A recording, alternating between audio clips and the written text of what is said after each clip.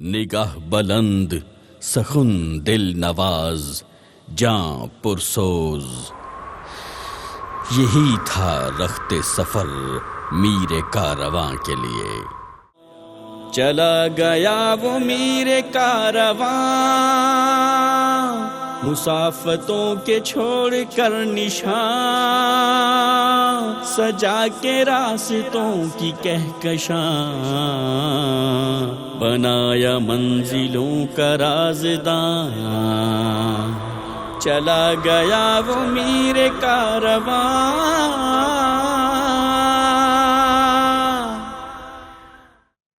سفر کا یادگار آغاز ہوا جب پیغام ٹی وی کی ٹیم امیر محترم کی رہائش گاہ ساجد میر منزل پہنچتی ہے۔ وہ گلی، وہ در و دیوار آج بھی ان کی موجودگی کو محسوس کرتے ہیں۔ بسم اللہ الرحمن الرحیم۔ السلام علیکم۔ میں موجود ہوں سیالکوٹ تحصیل بازار میں ابراہیم محمدی والی گلی میں۔ میں ذکر کروں گا آج سے لگ بھگ 8 دہائیاں قبل کا، جس میں ایک ماں اپنے چند ایک ماں کے بیٹے کو مالش کر رہی ہے، تیل لگا کے اس کی باڈی کو مضبوط بنانے کے لیے اس کی خدمت کر رہی ہے کہ میرا بیٹا بڑا ہو کے بڑا آدمی بنے گا۔ دیکھنے والوں نے پوچھا کہ کیا بچے کو پہلوان بنانا ہے؟ ماں کا جواب یہ تھا، نہیں، مجھے اپنے بیٹے کو حافظ قرآن بنانا ہے۔ شومی قسمت کہ ماں کی یہ خواہش ماں کے دل میں رہ گئی، وہ اس کو عملی طور پہ پورا ہوتا نہ دیکھ سکیں اور اس دنیا سے رخصت ہو گئیں۔ ذمہ داری آ گئی بڑی بہن پہ۔ بڑی بہن نے سیم اسی طرح ماں کی طرح تربیت کی، محنت کی، کوشش کی، خدمت کی اس بچے کی، اور اسی طرح سے اس کے بھی منہ سے یہی لفظ نکلتے رہے، میں نے اپنے بھائی کو حافظ قرآن بنانا ہے۔ وقت چلتا رہا، معاملات آگے بڑھتے رہے اور وہ بچہ حافظ قرآن بھی بن گیا، دین کا داعی بھی بن گیا، انگلش لٹریچر بھی پڑھ گیا اور دنیا میں نام بھی کر گیا اور آخرت کا سامان بھی کر گیا۔ میں بات کر رہا ہوں سینیٹر پروفیسر ساجد میر صاحب کی، جو کہ اب اس دنیا میں نہیں ہے۔ شاہی میں فقیر ساجد میر، یہ پروگرام انہی کے نام ہے، انہی کا پروگرام ہے۔ میں جس جگہ کھڑا ہوں یہ ان کے گھر کی بالکل سامنے والی گلی کا حصہ ہے، ان کی مین انٹرنس کا حصہ ہے۔ آئیے نوید نظامی کے ساتھ اس پروگرام کا آغاز کرتے ہیں۔ گھر میں داخل ہوتے ہیں جو کہ ساجد میر صاحب کا گھر تھا۔ گھر میں انٹر ہوتے ساتھ ہی یہ وہ یادگار ہے، پروفیسر ساجد میر رحمہ اللہ۔ بیٹے کی زبان سے باپ کے لیے دعائیں اور محبت کا اظہار۔ احمد میر کی باتوں میں ایک بیٹے کا فخر اور دکھ یکجا نظر آتا ہے۔ احمد میر صاحب جو کہ صاحبزادے ہیں امیر محترم کے، ایز اے فادر، والد ہونے کی حیثیت سے ایک بیٹے کے ساتھ تعلق کیا تھا، کیسا رشتہ نبھایا گیا، اور ان کے پاس کیا خوبصورت ایسی باتیں ہیں، یادیں ہیں جو ہمیں بتا سکتے ہیں۔ سر السلام علیکم۔ ہر بیٹے کا اپنے باپ سے بڑا خوبصورت ساتھ ہوتا ہے، یقیناً آپ کا بھی ایسا دور گزرا ہے، لیکن کچھ چیزیں ایسی ہیں کہ جو میں جس سے بھی ملتا ہوں وہ مجھے الگ ایک نئی بات بتاتا ہے، جس کو سننے کے بعد پتہ چلتا ہے کہ کہیں وہ باپ ہیں، کہیں وہ دوست ہیں، کہیں وہ بھائی ہیں، کہیں وہ رہنما ہیں، کہیں وہ استاد ہیں۔ سب جگہوں پہ ان کے علیحدہ علیحدہ اپنے اپنے واقعات ہیں، اپنا اپنا محبت کا ایک معیار ہے۔ آپ کے پاس کون سی خوبصورت ایسی بات جو آپ کے دل میں گھر کر چکی ہے، جو آج آپ کو بار بار یاد آتی؟ بسم اللہ الرحمن الرحیم۔ بہت شکریہ۔ مجھے جو پہلی ان کی یاد آتی ہے ویسے کہ ہماری والدہ مرحومہ گئی تھیں حج پر، میں شاید 4-5 سال کا تھا، تو میں اور میری ابھی چھوٹا بھائی عاقب میں حال پیدا نہیں ہوا تھا، تو میں اور میری جو بڑی بہن ہے وہی تھے، ہم سیالکوٹ میں ہی تھے، اپنی پھپھو گھر رہتے تھے۔ تو ابو کالج جاتے تھے، تو اگرچہ وہ ان کی عادت تھی، آخر تک ان کی عادت تھی، جو میری بھی کچھ ہے کہ ہم وہ زیادہ وہ جو ہے نا لفظوں سے اظہار نہیں کرتے ہیں محبت کا، بس وہ کام سے، جذبوں سے، جیسے کہتے ہیں نا action speak louder than words. وہ ابو کا بھی یہی تھا، مجھ میں بھی کچھ حد تک یہ عادت ہے۔ تو ظاہر ہم بچے تھے، ان دنوں حج بھی کافی لمبا، کوئی 1.5-2 ماہ کا ہوتا تھا، تو وہ ہمارا بڑا خیال رکھتے تھے۔ میں چھوٹا تھا، مجھے یاد ہے وہ کبھی مجھے وہ جیسے وہ کشتی لڑتے ہیں بچوں کے ساتھ وہ کیا، پھر مجھے وہ ہم لاہور چڑیا گھر لے گئے، وہاں مجھے شیر اور بندر جو ہے نا وہ بڑے پسند تھے۔ اچھا. تو وہ ان کے پنجروں کے پاس خاص طور پر لے کر جاتے تھے. اور ہاتھی کی سواری مجھے بڑی پسند تھی. تو پھر وہ کئی دفعہ ہوتا تھا. ایک دفعہ مجھے یاد ہے کہ وہ لائن ذرا لمبی تھی ہاتھی کی سواری کے لیے, لیکن انہوں نے مجھے اٹھایا ہوا تھا یا پھر انگلی بھی پکڑی ہوئی تھی میری. تو وہ وہاں کھڑے رہے, انتظار کیا انہوں نے, ہماری باری آئی, ہم ہاتھی پہ بیٹھے, ہمیں ان میں سیار کرائی. تو اسی طرح اور بہت سی یادیں ہیں. ان دنوں گاڑی خود چلایا کرتے تھے, خود ڈرائیو کیا کرتے تھے؟ نہیں, یہ میں بات کر رہا ہوں جب ہم پاکستان میں تھے. ابھی یہ لاہور چڑیا گھر کی میں بات کر رہا ہوں. اچھا.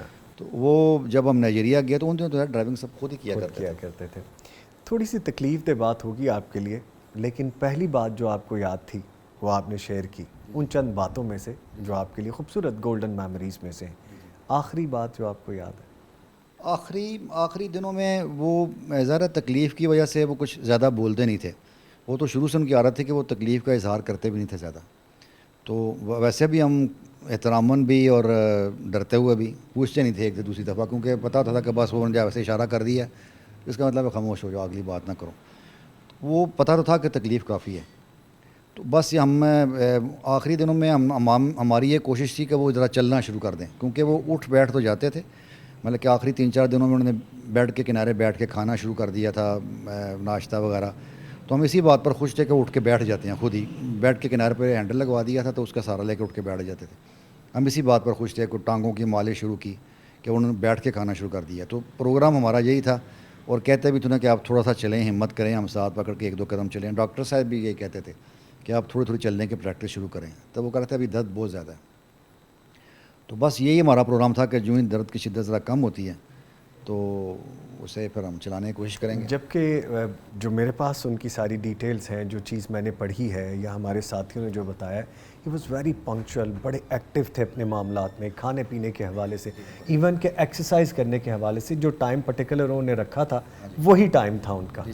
تو وہ آخری وقت میں تکلیف کا یا الجھن کا اظہار کیا کرتے تھے کہ میں مسجد نہیں جا پا رہا, واک نہیں کر پا رہا. ہاں جی بالکل, واک کا تو اتنا نہیں تھا انہیں, لیکن انہیں زیادہ جو دکھ اور تکلیف تھی وہ اس بات کی تھی کہ وہ بیڈ سے اٹھ نہیں سکتے. کیونکہ جیسے آپ سب لوگوں کو پتہ بھی ہے کہ جماعت کی عمارت اور سینیٹرشپ آنے سے پہلے ہی اس گلی میں انہوں نے گھر بنوایا تھا اپنی وراثتی زمین پر. اور اس جگہ پہ گھر بنوانے کی سب سے بڑی اور غالباً واحد وجہ یہ تھی کہ یہ مسجد کے قریب ہے. اور وہ 30-35 سال امیر رہے ہیں, امیر جماعت رہے ہیں, 25-30 سال سینیٹر رہے ہیں, لیکن یہ جگہ چھوڑنے پر تیار نہیں تھے. آپ نے مشورہ بھی دیا, ایک آدھ دفعہ شروع میں ایک آدھ دفعہ دیا تھا, تو انہوں نے کہا تھا کہ تسی جانے دے جاؤ, میں ادھر ہی, میں اپنے لوگوں میں سے نہیں جاؤں گا, اپنی جگہ کے پاس سے نہیں. تو وہ پھر ہم نے کہنا ہی چھوڑ دیا تھا. ظاہر اب کیسے چھوڑ کے جا سکتے تھے. لائبریری میں نے دیکھی وہ نزدیک ہے, جو مسجد بنائی 1971 میں آئی گیس, جو مسجد تعمیر کی ان کے نام سے, امیر محترم کے نام سے. ویسے تو پہلے سے موجود تھی. نہیں, جو جس جگہ ابو کا نام لکھا گیا جس تختی پر, وہ 1997 کی بات ہے. 97 کی 1997 کی بات ہے. 1997 میں دوبارہ وہ اس کی گیلری وغیرہ بنا کر وہ کافی انہوں نے تعمیر کی. اچھا, وہ مسجد کی بات مجھے یاد ہے. جو اصل میں بتا رہا ہوں کہ جو انہیں دکھ تھا وہ یہ تھا کہ جب بھی بات ہوتی تھی آپریشن کی تو یہی مشورہ آتا تھا کہ اس عمر میں آپ آپریشن نہ کروائیں. تو وہ کہتے مجھے حل بتائیں. تو ہم حل کیا بتاتے ہیں. تو ہم جیسا کوئی عام بندہ ہوتا ہے وہ کہتا ہے جی میں آپریشن کرواؤں گا, ٹھیک ہوں گا, میں باہر جاؤں گا, سیر کروں گا, دفتر میں جاؤں گا, یہ کروں گا, وہ کروں گا. تو کہتے کہ یہ میری کیا زندگی ہے, نہ میں مسجد جا پاتا ہوں, نہ میں نماز کے لیے جا رہا ہوں, نہ میں جمعے کے لیے جا رہا ہوں, یہ کوئی زندگی نہیں ہے. مطلب کہ ان کا آپریشن کروانے کا مقصد نہ کچھ سینٹ کے علاج کے لیے جانا تھا, نہ کوئی شاید مرکز علاج کے لیے جانا تھا. وہ یہ تھا کہ میں نے مسجد جانا ہے, میں نے جمعے کے لیے جانا ہے, میں نے نماز کے لیے جانا ہے. یہ تھا ان کا مقصد. کتنے سال اب عمر کے اس حصے تک آ کے بھی کتنے سال سے لگاتار تراویح پڑھا رہے تھے؟ یہ اب دیکھیں, یہ بالکل ایک خاص مدت کا نام تو نہیں لے سکتے, لیکن کافی حد تک اندازہ ہے کہ وہ 50 سے زیادہ سال تھے. کیونکہ اگر کبھی ابو سے پوچھتے بھی تھے تو وہ ان باتوں پہ کوئی جواب نہیں دیتے تھے. وہ کہتے وہ کی کرنا ہے فائدہ, تو جو کرنا کی کرنا ہے فائدہ, اس کا مطلب ہے پھر اگلا سوال نہ کریں. آپ بہتر جانتے تھے اس بارے میں. تو وہ بچپن سے ہم دیکھ رہے ہیں کہ وہ سنا رہے ہیں. مطلب کہ حتیٰ کہ جب ہم نائجیریا میں تھے تو جس شہر میں ہم رہتے تھے تو وہ ایک چھوٹا سا ایک شہر تھا. تو وہاں مسلمانوں کی تعداد ذرا کم تھی, جو مقامی مسلمان تھے, لیکن کوئی 14-15 پاکستانی تھے جو مسلمان تھے ظاہر. تو وہاں بھی وہاں ابو نے بلکہ کالج میں وہاں مسجد نہیں تھی مسلمان اسٹوڈنٹس کے لیے, طلباء کے لیے. وہاں ابو نے پرنسپل کو کہہ کے تو ایک اس طرح ایک مسجد ایک بنوائی. اگرچہ وہ لکڑی کی تھی, ہال سا تھا, لیکن بہرحال وہ نماز کے لیے مخصوص تھا، وہاں جمعہ بھی ابو پڑھاتے تھے. پھر رمضان میں پھر وہ یہی کو 10-12-8-10 جتنے بھی پاکستانی آ جاتے تھے، مرد صرف ظاہر ہے، اور کچھ نائجیرین اگر کو آگے، تو چاہے وہ 8-10 مقتدی ہوں، 10 ہوں، 12 ہوں، 6 ہوں، وہاں بھی وہ تراویح پڑھاتے تھے. ان خوبصورت باتوں کو، خوبصورت یادوں کو مزید سمیٹتے ہیں. چھوٹے بیٹے کی دل کی باتیں، وہ لمحات جو صرف اولاد جانتی ہے. عاقب میر کی گفتگو ایک جذباتی منظر پیش کرتی ہے. جی، انہوں نے لاسٹ عید میرے ساتھ 2022 میں جو عید الاضحیٰ تھی، بڑی عید، وہ کی تھی. کینیڈا آئے تھے میرے پاس. اس سے کچھ سال پہلے بھی ایک دفعہ عید پر میرے پاس آئے تھے، اور بڑا اچھا لگتا تھا، بڑی خوشی ہوتی تھی مجھے، میرے بچوں کو، میری اہلیہ کو. اور صرف عید نہیں، عید تو خیر ہم پڑھتے تھے جا کے کسی مسجد میں، لیکن بائی دا وے یہاں یہ تذکرہ بھی کر دوں کہ جب وہ کینیڈا آتے تھے تو وہاں کی کچھ مساجد میں ان کے خطبات بھی رکھوائے جاتے تھے. اچھا. انہوں نے 4-5 دفعہ وہاں خطبے دیے ہیں کینیڈا میں. ان کی ریکارڈنگ بھی موجود ہوں گی، یقیناً مل جائیں گی، انگلش میں، اور ایک تو اردو میں بھی تھے وہاں کی بڑی مساجد میں، ٹورانٹو کی. تو عید پر بڑا اچھا وقت گزرتا تھا، اور ظاہر ہے وہی جو روایتی کھانے گھر میں تیار ہوتے تھے. سیر کے حوالے سے 3-4 دفعہ ان کے ساتھ سیر کی کینیڈا میں. وسیع ملک ہے، بہت وہاں اچھی جگہیں ہیں سیاحت کی، گرینری ہے، خوبصورت لیکس ہیں. انہیں لیکس بڑے پسند تھے. اچھا. ہاں، لیک کا منظر، گرینری کا منظر انہیں خوب بہت پسند تھا. مجھے بھی نیچر پسند، نیچر بہت پسند تھی، مجھے بھی ہے. تو اسی طرح ڈرائیو کر کے ایسی جگہوں پر جاتے تھے، وہاں 1-2 راتیں قیام بھی کرتے تھے. پھر ایزی قسم کی ہائیکس، واکس بھی کرتے تھے جنگل میں. تو بڑا اچھا وقت گزرا، اچھی یادیں ہیں اس کی. Thank you very much. شکریہ. Thank you. ایک بہو کا احترام، ایک باپ جیسا سسر، اور ایک درد بھری محبت، ان کے آنسو سب کچھ کہہ گئے. اللہ تعالیٰ جانتے ہیں، اور شروع سے انہوں نے مجھے بہو نہیں کبھی کہا تھا، بیٹی کہتے تھے، اور بیٹی سمجھا، اور بیٹیوں کی طرح محبت کرتے تھے، بیٹیوں کی طرح توقع رکھتے تھے کہ جو بھی بیٹیوں سے باپوں کو توقعات ہوتی ہیں وہ رکھتے تھے. اور بڑے شفیق، محبت کرنے والے، دل کے غنی. اور انہیں جیسے احساس ہو جاتا تھا کہ ہمیں کوئی چیز پسند ہے تو وہ دنیا میں بہت جگہوں پہ سفر کرتے تھے. دنیاوی دینی جو کام تھے ان میں اتنے مصروف تھے، پھر بھی وہ اپنے گھر والوں کے لیے وہ بہت اچھے تھے، بہت اچھے. جیسے کہ اللہ تعالیٰ کا حکم ہے کہ جو انسان اپنے گھر والوں کے لیے اچھا ہے وہی اچھا انسان ہے، وہی بہترین انسان ہے. تو وہ شفیق باپ تھے. سسر تو ٹھیک ہے، وہ رشتے میں سسر تھے، لیکن نہ مجھے کبھی لگا تھا کہ وہ میرے سسر ہیں، اور نہ ہی کیونکہ کوئی بھی انہیں تھوڑا سا بھی کوئی مسئلہ ہوتا تھا، کوئی پریشانی، جیسے مشرف کے زمانے میں جب انہیں قید میں تھوڑی دیر رکھا گیا تو ہماری جان پہ بن آئی تھی، کیونکہ ہم ان کو ذرا سی بھی تکلیف میں برداشت نہیں کر سکتے تھے. ہمیں بڑی پریشانی لاحق ہو گئی، اور ہم چاہتے تھے کہ ہمیں پتہ چلے جلدی کہ ابو کس حال میں ہے. لیکن ماشاءاللہ ان کا صبر میں نے دیکھا ہے بیماری میں بھی، کہ ماشاءاللہ بیماری میں بھی وہ بڑے صبر سے رہے ہیں. کبھی انہوں نے شور نہیں مچایا تھا، اور خاموشی سے تکلیف کو برداشت کرتے تھے. قرآن پاک کا انہوں نے ناغہ نہیں کیا بیماری میں، کیونکہ ہم سب سے قریب تھے ان کے. ظاہر ہے کہ کھانا ان کو دینا، ان کی جو بھی چھوٹی موٹے کام تھے. تو ایک میں مثال بھی دوں گی، تھوڑے دن کی بات ہے ان کے جانے سے پہلے. تو ایک ان کے کوئی خدمت گار ہیں، تو انہوں نے کہا کہ میں آپ کی خدمت میں حاضر ہونا چاہتے ہوں. بہت سارے لوگ کہتے تھے کہ ہم آپ کی خدمت کرنا چاہتے ہیں، کیونکہ بہت سارے لوگ ان سے محبت کرتے تھے، اور وہ ان کی محبت تھی، ان کی فراخ دلی تھی، ان کی قربت تھی، جس کی وجہ سے لوگ ان کے قریب ہوتے تھے. اور سب سے بڑی بات کہ قرآن پاک کا جو ساتھ تھا، وہ قرآن پاک ان کا دوست تھا، اور وہ قرآن پاک کے دوست تھے. تو وہ مجھے انہوں نے اسپیشلی بتایا، میں ایسے کھانا ان کے لیے لے کے آئی تو انہوں نے اسپیشلی بتایا، مطلب خوشی سے، کہ وہ کوئی مجھے کہہ رہا تھا کہ ایسے میں آپ کی خدمت کرنے آنا چاہتا ہوں.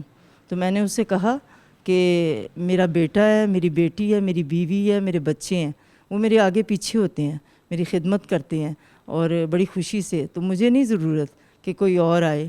تو خدمت کرے. تو مجھے بڑا اچھا لگا, میری آنکھوں میں آنسو بھی آ گئے. ہر طرح کا ماشاءاللہ ان کو پسند تھا, جیسے ماش کی دال اور قیمہ بہت پسند تھا.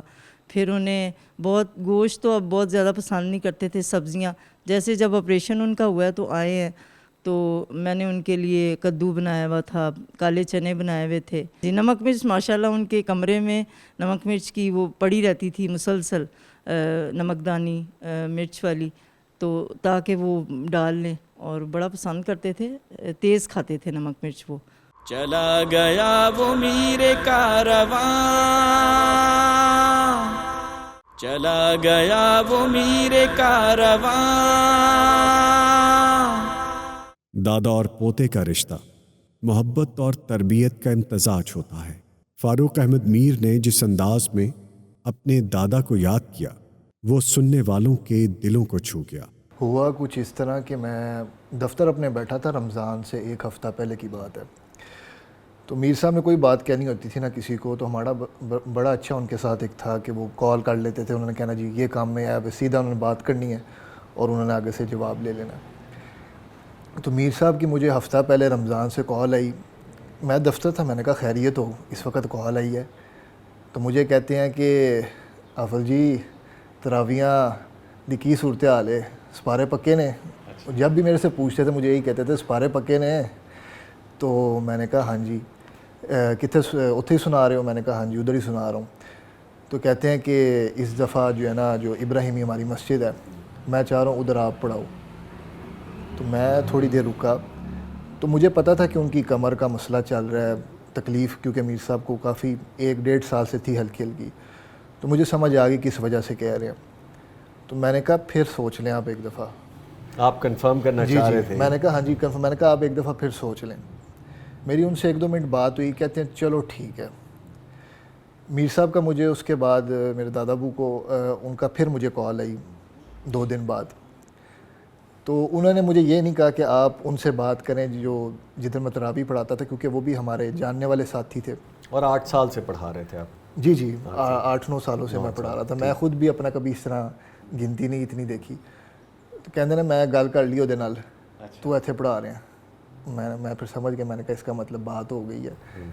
تو میں نے کہا کہ لیکن ایک شرط ہے. میں نے کہا یہ پہلی اور آخری دفعہ ہے, اگلے سال آپ نہیں پڑھانی ہے. یہ میں نے اپنی جو مسجد ہے میں نے وہ جگہ نہیں چھوڑنی, میں ادھر ہی پڑھاؤں گا. یہ ایک 1 ٹائم آفر ہے آپ کے لیے. اچھا. تو ہنسنا شروع ہو گئے, کہتے ہیں چلو جی ٹھیک ہے جی. تو اس کے بعد پھر تراویحاں میں نے رمضان پھر آ گیا, تراویحاں پڑھانا شروع کی. تو بڑے خوش ہوتے تھے, اور ان کا مذاق کا بھی انداز ایک اپنا ہوتا تھا. ایک ان کا جو دبدبہ تھا اور اس کے ساتھ جو مزاح تھا. تو میں پھر ان کو مجھے پوچھتے رہتے تھے جی کون سا سپارہ آج چل رہا ہے, کون سا سپارہ پڑھا رہے ہو. تو مجھے ایک دن بلا کے کہتے ہیں کہ جی میں سے پاس بیٹھا ہوا تھا, کھانا شاید دے رہا تھا میں انہیں. تو مجھے کہتے ہیں آپ جی تنگ تو نہیں زیادہ کر دے. تنگ سے مراد ان کا یہ تھا کہ میں جب تراویحیں پڑھاتا ہوں نا تو پیچھے سامنے کافی ہوتے ہیں. اچھا. میر صاحب جب کھڑے ہوتے تھے تو ان کا ایک اپنا ہوتا تھا, ان کو کوئی اس طرح ٹوکنے والا نہیں اتنا ہوتا تھا. تو ذرا میں سنا رہا تھا تراویحیں, تو ان کو یہ تھا پیچھے قاری صاحبان بھی ہے, بچہ ہے پہلی دفعہ سنا رہا ہے, کوئی تنگ کردہ نہ ہو. تو مجھے کہتے ہیں آپ صاحب کوئی تنگ تو نہیں کردہ. میں نے کہا نہیں چل رہا کام. یعنی ایک محبت بھی تھی, پیار بھی تھا, رکھ رکھاؤ بھی تھا. جی ساری چیزیں اکٹھی. ہاں جی ساری چیزیں ان کی اکٹھی تھی. انہیریٹنس میں ملے اور خون میں جو چیز ملے وہ سرایت تو کرتی ہے, آگے ٹریول بھی کرتی ہے. یہ ایک مثال نسل در نسل ہمارے سامنے ہے, اور مزید جانتے. پہلا درد اور دل کی پہلی گواہی. محمد ارشد لون صاحب کے الفاظ جیسے دل سے نکلے اور دلوں میں اتر گئے. کیا بات کروں میں آپ سے ساتھ کہ اتنا وقت گزارا ہے ہم نے سیالکوٹ میں. میرا تقریباً 2-3 گھر ہے میر صاحب کے ساتھ. جدہ میں اکثر جب آتے تھے تو دوسری جگہ نہیں کہتے, صرف ارشد کے گھر جانا ہے. اور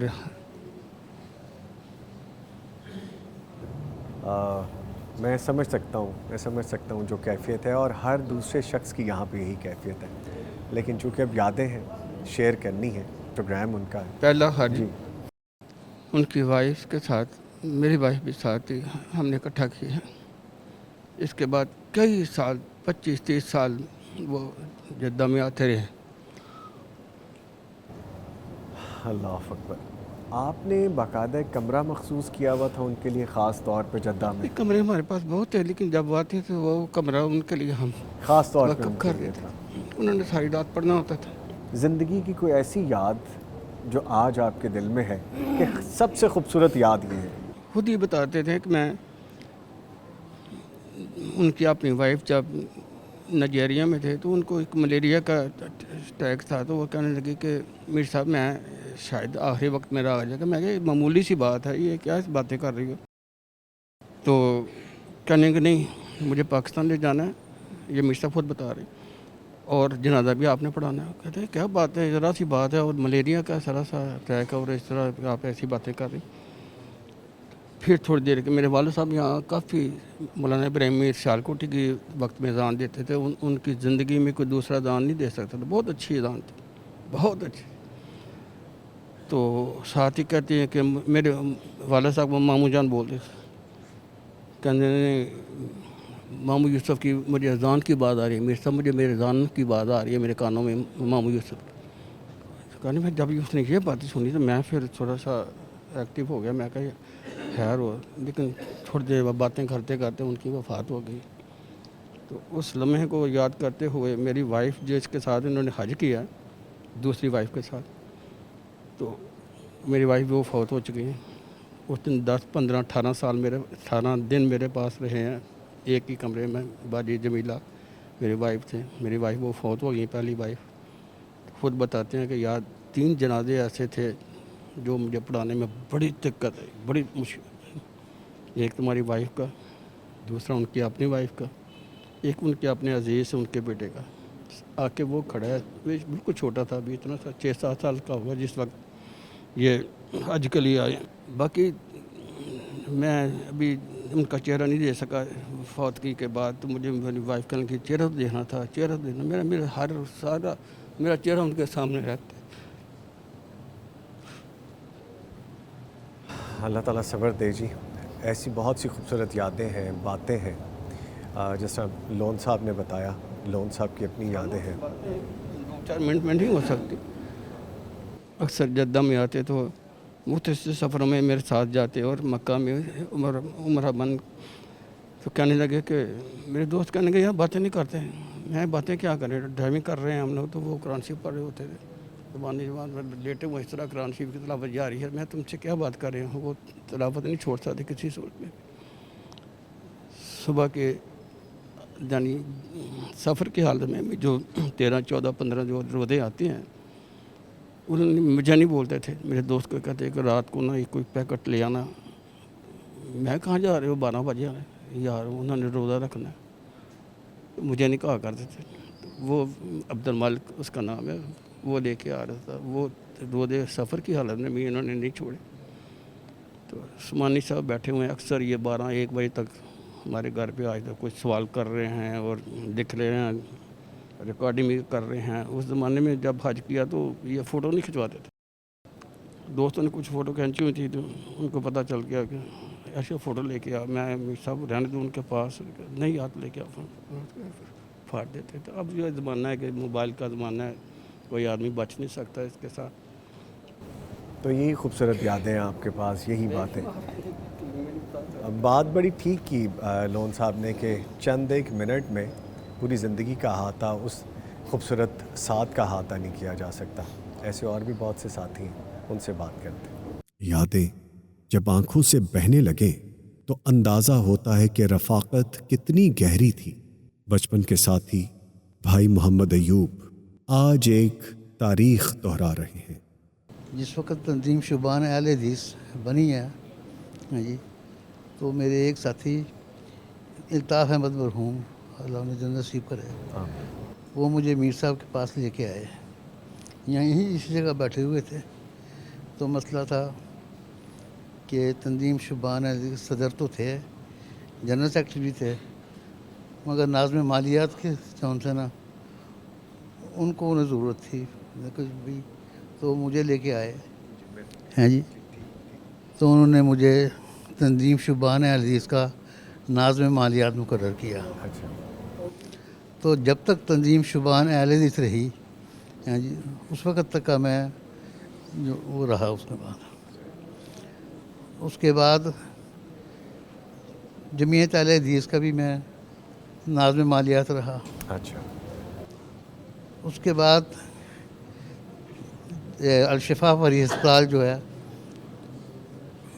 اس کی بنیاد جب رکھی گئی تو حافظ مطیع الرحمان صاحب اس کے پہلے وہ تھے.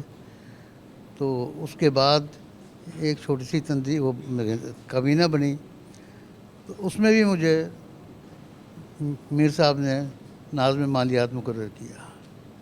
ہاں جی. یعنی کہ اس وقت سے لے کے آج 27 سال ہو گئے ہیں. ہاں جی. میں اسی پہ کام کر رہا ہوں. ان کا اتنا اعتماد تھا، اتنا اعتماد، آج تک انہوں نے مجھے حساب سے نہیں پوچھا. یعنی جیسے آپ فرما رہے ہیں مالیات کے شعبے پہ پورا اعتبار تھا آپ پہ. میں کمال کر دیا انہوں نے. ہاں جی. اس مسجد کا جو ان سے ہے شعبہ حفظ قرآن تقریباً 45 سال سے میر صاحب نے میرے سپرد کیا ہوا ہے. ماشاءاللہ. ہاں جی. یہاں کا. اور کبھی انہوں نے میرے سے حساب نہیں پوچھا. جب بھی ہوا میں نے خود ہی دیا ہے. آج جب وہ حساب پوچھنے والے آپ کے ساتھ نہیں ہیں بس میں کیا بتاؤں آپ کو، کچھ نہیں بتا سکتا سوائے دکھ کے، غم کے، اور کچھ نہیں میں کر سکتا.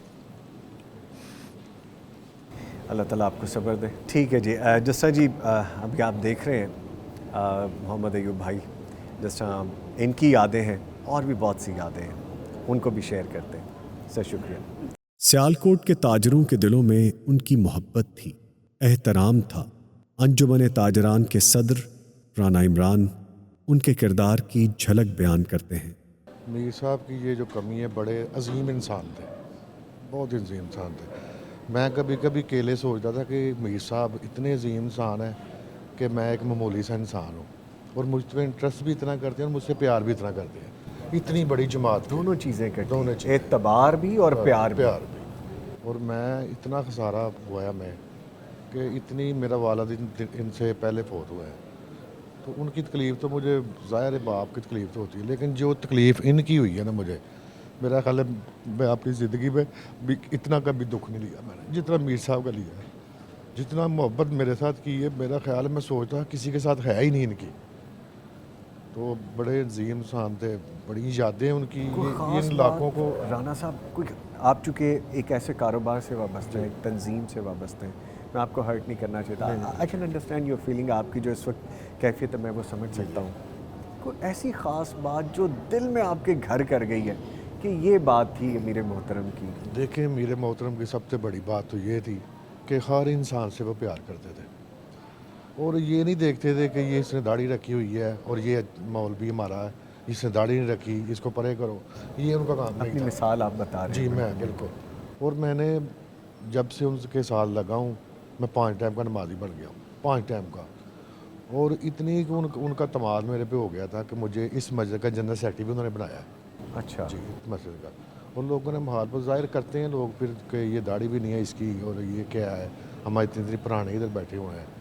لیکن ان کا اپنا ایک مائنڈ تھا، اپنی ایک سوچ تھی. اور میں کہتا ہوں کہ ہمیں اس سیالکوٹ میں کیا پورے پاکستان میں خسارہ ہو گیا میر صاحب کا. تو سوچ میں نہیں تھا کہ میر صاحب اتنی جلدی چلے جائیں گے. 2 دن پہلے میری ملاقات ہوئی ہے ان سے، تو بہترین تھے، کوئی مسئلہ ہی نہیں تھا ان کو کوئی بھی. اچانک ہی بس. آج آپ مسجد میں نماز پڑھ رہے ہیں پچھلے چند ایک دن سے، تو آج جو نماز پڑھتے ہیں اس میں وہ آپ کو نظر نہیں آتے. میں کہتا ہوں کہ میں کپڑے بھی ان کے لیے پہنتا تھا. مجھے دیکھتے تھے نا، مجھے کہتے رانا صاحب آپ کے ڈریس مجھے بڑے پسند آتے ہیں، اور میں اپنی چیز لیتا تھا ان کی بھی ساتھ لیتا تھا. ابھی ان کو کمی تو نہیں تھی کسی چیز کی. محبت کی بات ہوتی تھی. اور یہ ان کے بچے ہیں، اولاد ہیں، ان کو بھی پتہ ہے کہ دادا کا پیار رانا صاحب کا کتنا تھا. بہت مجھ سے پیار کرتے تھے. میں ایک بات بتاؤں آپ کو، میں خوشاب گئے ہم دعوت پہ، خوشاب دعوت پہ گئے ہم. ادھر علماء کافی ان کو ملنے کے لیے آئے، تو میں میر صاحب کے ساتھ بیٹھا ہوا تھا. جب علماء میں نے دیکھا اندر آتے ہوئے، تو میں ادھر سے اٹھنے لگا. مجھے بازو پڑھ کے کہتے ہیں رانا صاحب کیا بات ہے؟ میں کہا میر صاحب. وہ کہتے بیٹھے رہیں. اتنی قدر محبت، اتنی محبت کہ یہ میں کہتا ہوں بس لفظ فرشتے کا ہی آتا ہے ان کے اوپر، اور کوئی نہیں آتا. اللہ اکبر. دیکھیں جی، رانا صاحب کی بھی یادیں ایسی ہیں، رانا صاحب کی طرح اور بھی لوگ ہیں. چند ایک جملے جیسے انہوں نے کہے، ان سے بھی جملے لیتے ہیں محبت کے. علم، محبت اور نسبت کا تعلق قاری شفیق الرحمان الوی صاحب کی گفتگو میں روحانی تاثر نمایاں رہا۔ محترم پروفیسر سینیٹر علامہ ساجد میر رحمہ اللہ رحمتاً واسعہ،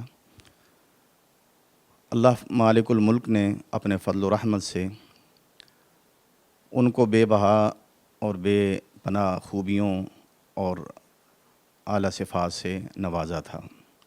وہ قرآن و سنت کے گہرے عالم بھی تھے، دنیاوی علوم میں ان کو مکمل دسترس تھی، بہت ہی وسیع الظرف انسان تھے اور مخلص تھے۔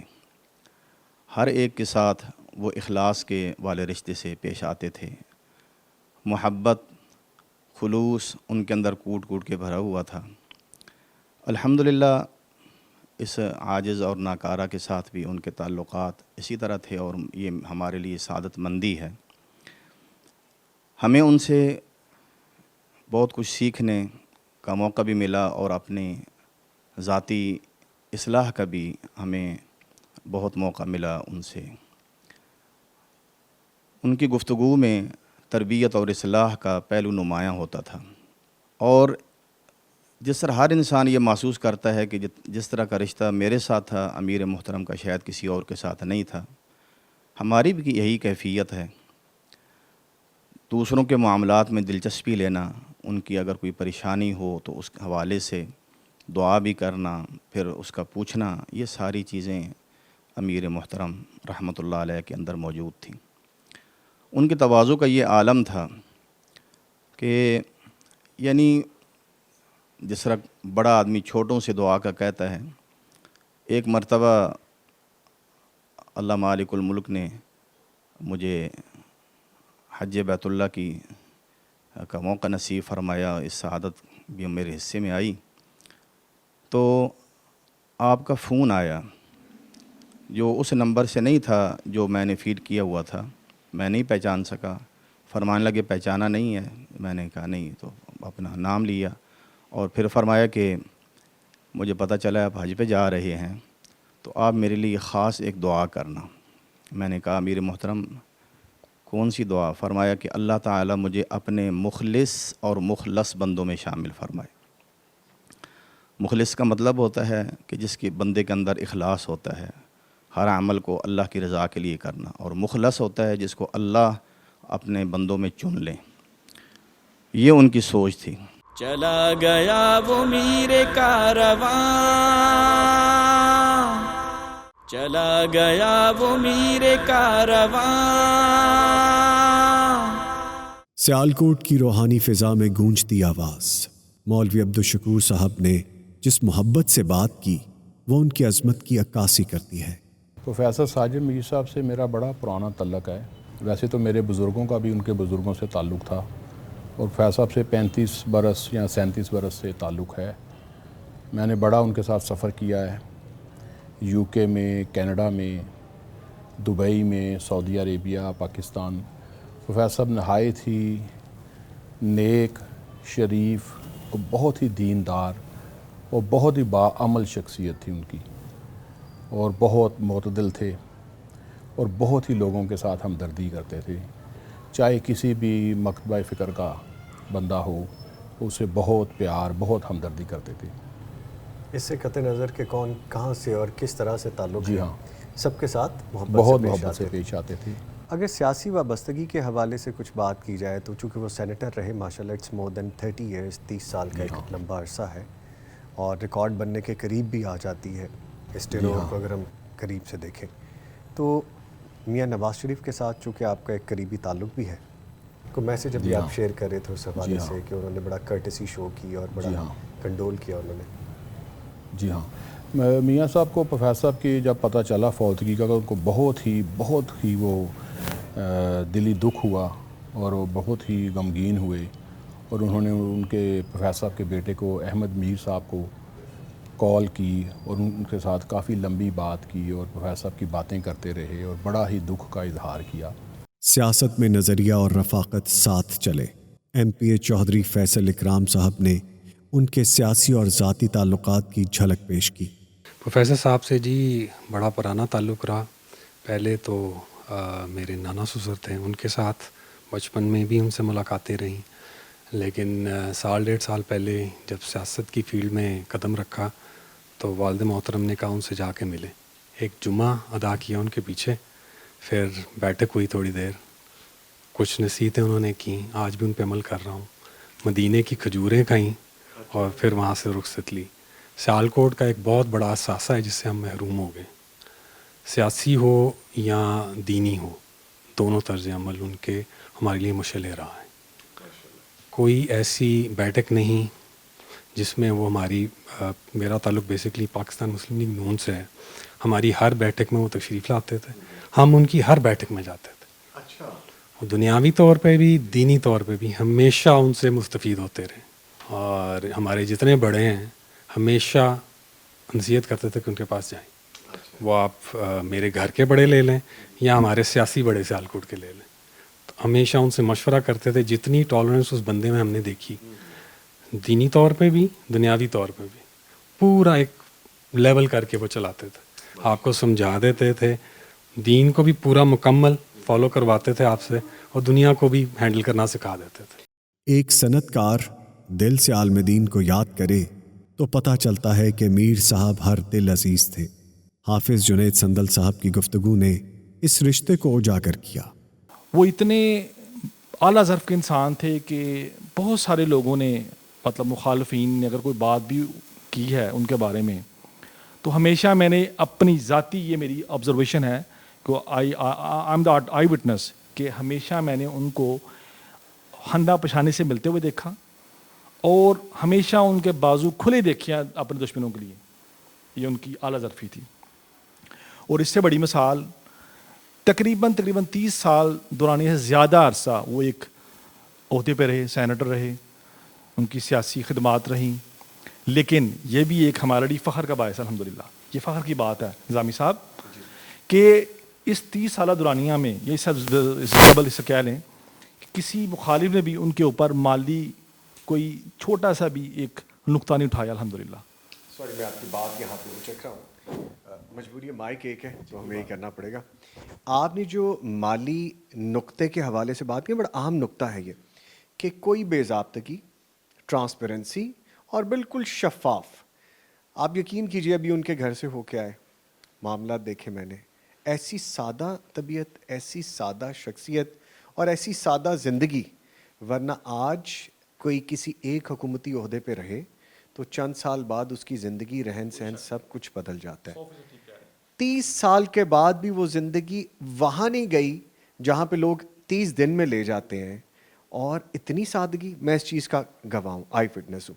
آپ فرمائے کیسے بات؟ میں بھی بات کر رہا ہوں کہ الحمدللہ کہ 30 سال اگر وہ رہی ہیں نا کسی عہدے، حکمران عہدے پہ رہی ہیں کنٹینیوز، کوئی ہمارا جو ان کا مخالف وہ الحمدللہ ان کے اوپر مالی معاملات میں بات نہیں کر سکا.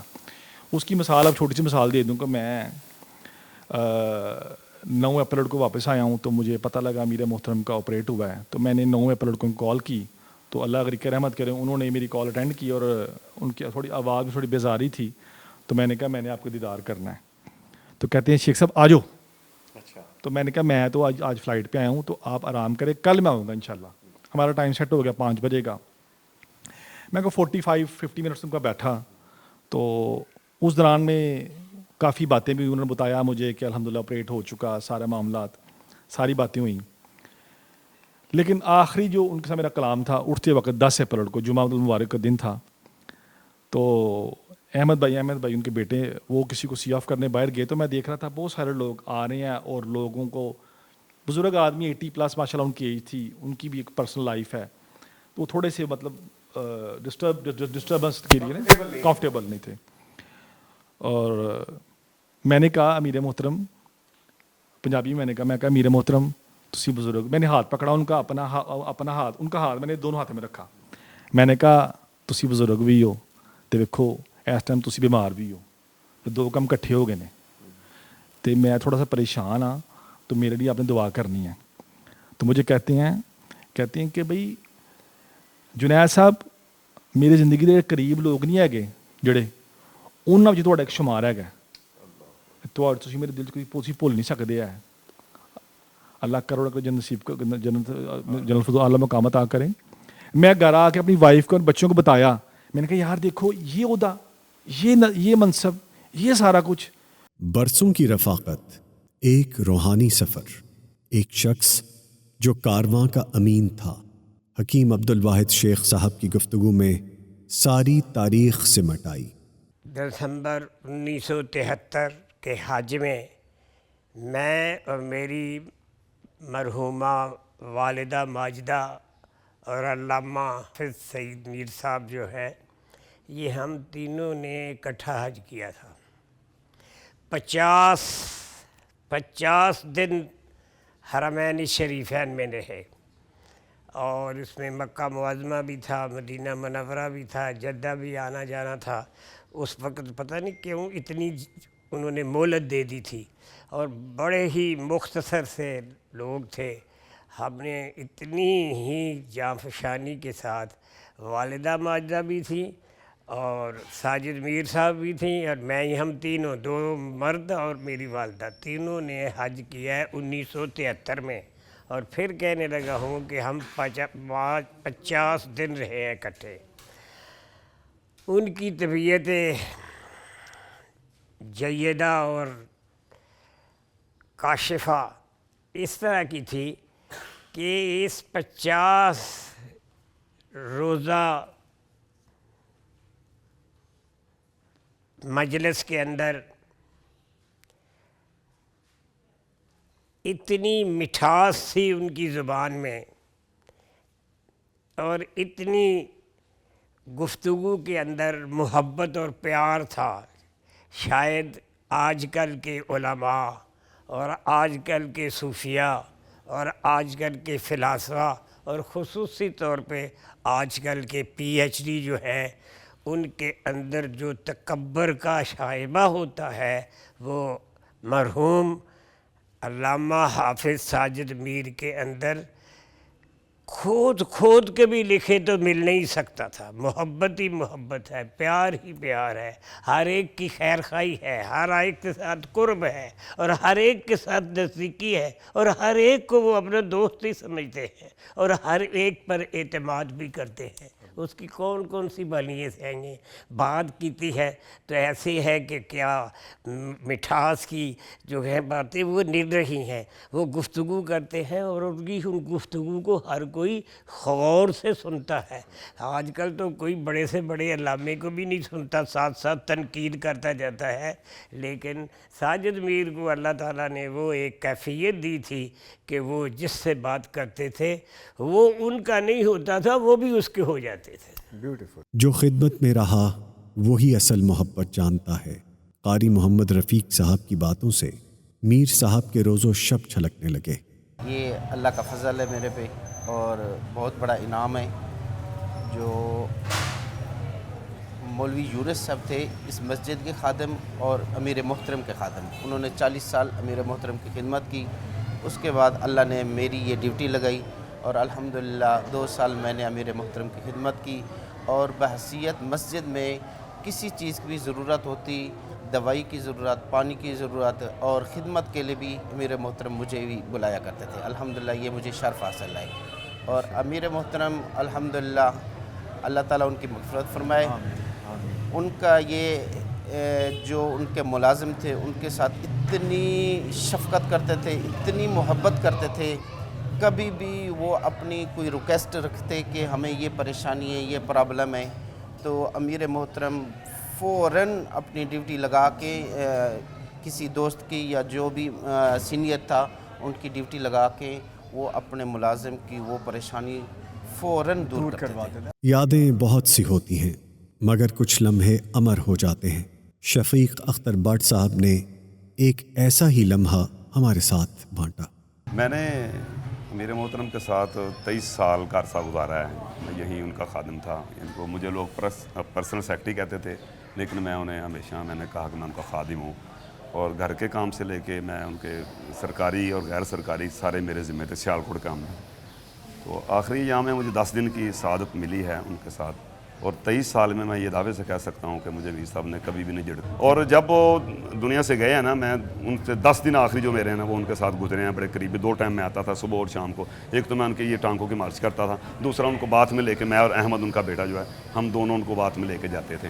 میں چلا گیا گھر, گھنٹے کے بعد فون آ گیا صاحب کا کہ آ جاؤ صاحب نہانا چاہتے ہیں. تو میں آ گیا, میں نے ان کو اپنے ہاتھوں سے نہلایا ہے. ان کے پاس سیفٹی تھی, 2 سیفٹی تھی. ایک سے انہوں نے اپنے بغل صاف کی, کہتے ہیں چلے جاؤ. ہم باہر آ گیا, پھر انہوں نے اپنے جسم صاف کیا. 5 دن پہلے اپنا جسم مکمل صاف کیا ہے, کہتے ہیں آ جاؤ جی. وہ تحمد چھوٹا باندھا ہوا تھا انہوں نے, میں آ گیا ہوں. میں نے ان کو شاور کھولا ہے, نہلایا ہے 2 دفعہ, 2 دفعہ صابن لگاؤ, 2 دفعہ لگایا ہے, جسم صاف کیا سارا انہوں نے. پھر میں چلا گیا ہوں. اس طرح میں آتا رہا ہوں روزانہ کی بنیاد پر. میرا روزانہ 2 ٹائم, صبح سے 9 سے 12 تک اور رات 9 سے 10-11 بجے تک. تو یہ میرے پاس ان کے ٹائم تھے. خواتین کی دینی وابستگی میں بھی ان کا کردار نمایاں تھا. محترمہ عارفہ صاحبہ نے عقیدت سے بھرپور الفاظ میں انہیں خراج محبت پیش کیا. میر صاحب نے بارہا مجھے یہ کہا کہ آپ ہماری جماعت کی سفیر ہیں, اور میں اس بات پہ بہت فخر محسوس کرتی تھی ان کی طرف سے یہ لقب, کہ انہوں نے یہ مجھے کئی دفعہ کہا کہ آپ ہماری جماعت کی سفیر ہیں. یہ میرے لیے بڑا اعزاز تھا. میں صرف اپنی فیملی کے حوالے سے بات کروں گی.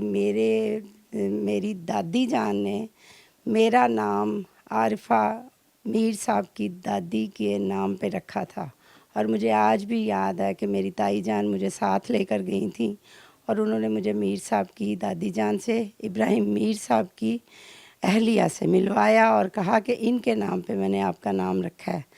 اور ہمارے بڑوں کا میر صاحب کے بڑوں سے بڑا گہرا تعلق تھا, رشتہ تھا. ان کے نام پہ انہوں نے مدرسہ بنایا, جامعہ ابراہیم میر, اور وہ بھی کئی سالوں تک ماشاءاللہ. آج بھی آپ اس ادارے سے نکلے ہوئے اسٹوڈنٹس کے پورے پاکستان میں آپ ان کا نام سنتے ہیں.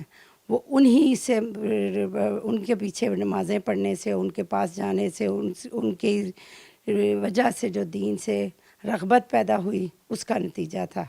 اور ہمارے تعلق ان کے ساتھ ایسے تھے کہ میر صاحب سے میں نے کئی دفعہ یہ بات بتائی کہ میری دادی جان نے آپ کی دادی کے نام پہ میرا نام, اور وہ مجھے کہتے تھے کہ آپ میری بیٹی ہیں. سیالکوٹ کی سماجی دنیا کا ایک معتبر نام شیخ عابد صاحب امیر محترم کی سادگی, خدمت اور خلوص کی گواہی دے رہے ہیں.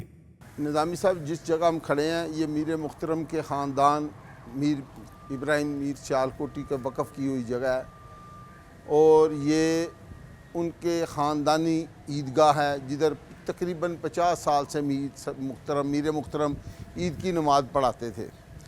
تو جب ہمارے ایک دوست ہیں مولانا شکور صاحب, انہوں نے ایک مشورہ دیا کہ ہم ادھر دسترخوان چلائیں. تو ہمیں جگہ کی تلاش تھی. ہم نے میر محترم سے ریکویسٹ کی کہ ہمیں جگہ دی جائے, ہم دسترخوان چلانا چاہتے ہیں. انہوں نے شفقت بھی کی اور ہمیں جگہ بھی دی. ہم نے 100 بندے سے یہ دسترخوان شروع کیا تھا, آج ہم 500 بندے کو کھانا کھلاتے ہیں. ہفتے میں 1 دن ہماری چھٹی ہوتی ہے, اتوار کی. اور سب سے بڑی بات آپ کو یہ بتاؤں, پہلے دن سے لے کے آج تک میر محترم ہمارے ڈونر ہیں اور پرسنل. اور مجھے خوشی کی بات یہ ہے جب سٹیٹمنٹ آتی ہے نا مہینے کی, اور میر صاحب کا اور میرا نام اکٹھا ہوتا ہے, اور اس دسترخوان کو چلانے میں میر صاحب کی بڑی محبت ہے. یہ ان کا خاندانی ایک پودا لگا ہوا ہے کہ جس کے وہ میں بتا نہیں سکتا, روح رواں ہیں. اچھا عابد صاحب, ایک چیز بتائیے, یہ عیدگاہ میرے رائٹ ہینڈ پہ, یہ آپ نے بتایا کہ دسترخوان کی جگہ ہے, یہ بہت ایکسپینسو, بڑی مہنگی جگہ ہے, چونکہ مین روڈ پہ ہے اور شہر کے بالکل ہارٹ سینٹر میں ہے.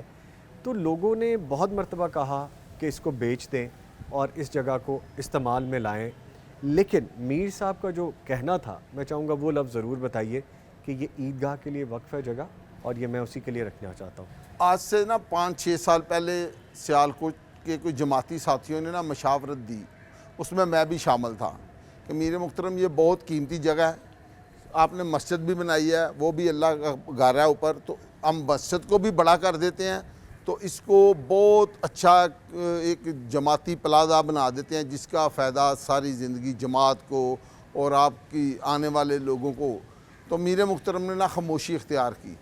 تو اس کے بعد نہ کسی نے میر صاحب کو پوچھا نہیں کہ میر صاحب کی خاموشی ہے اور یہ ایسے ہی چل رہا ہے، اور ان کی خاموشی کا یہی تھا کہ اس کو ایسے ہی رہنا دیں. جس طرح آپ نے کہا، اس کا مطلب ہے 3 چیزیں میں نے دیکھی: عیدگاہ، مسجد، فری ہاسپٹل، ہاں جی، اور یہاں پہ دسترخوان. الحمدللہ فری ڈسپینسری 15 سال سے ہم چلا رہے ہیں، اتنی کامیاب ہے. نظامی صاحب آپ الحمدللہ ادھر آئیں، صبح کے ٹائم لائنیں لگی ہوتی ہیں، پرچیاں کاٹی جاتی ہیں، فری دیکھا جاتا ہے. الحمدللہ وہ بھی میر صاحب کے لیے صدقہ جاری ہے. میں کہتا ہوں کہ میر صاحب ایسے ایسے کام کر گئے ہیں کہ آنے والی شاید سیالکوٹ میں کوئی ایسا کام کیا اس خاندان نے، جماعت کے لیے اس بندے نے اپنے آپ کو وقف کیا، اللہ کی رضا کے لیے وقف کیا.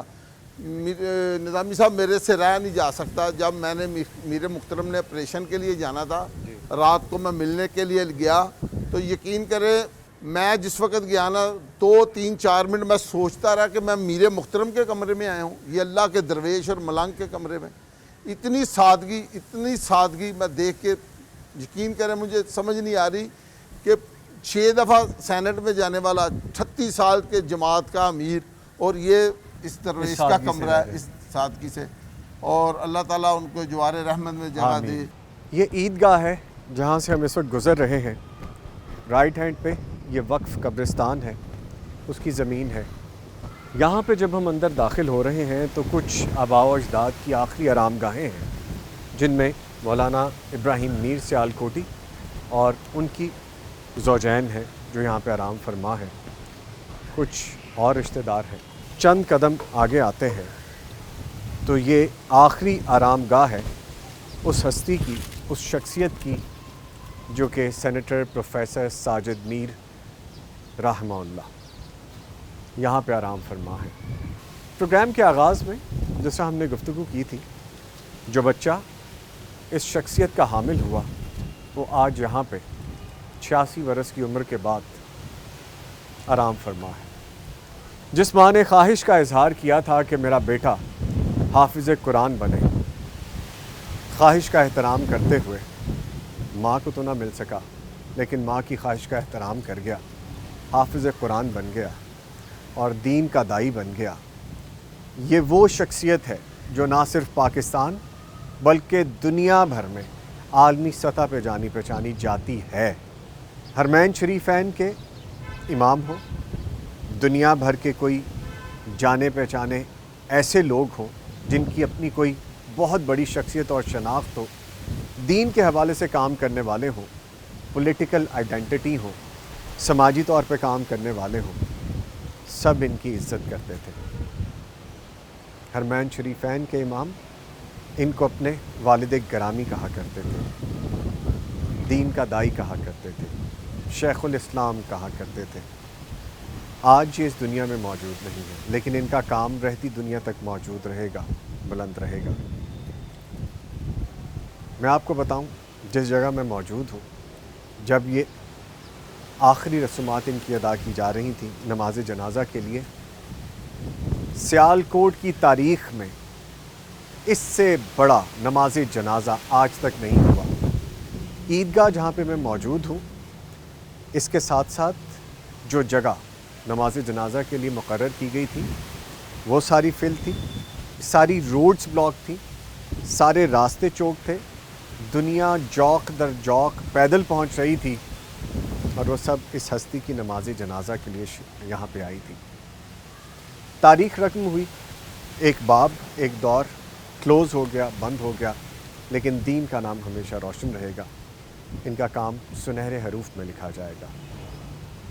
یہ ہے سینیٹر پروفیسر ساجد میر رحمہ اللہ. چلا گیا وہ میر کارواں، مسافتوں کے چھوڑ کر نشان،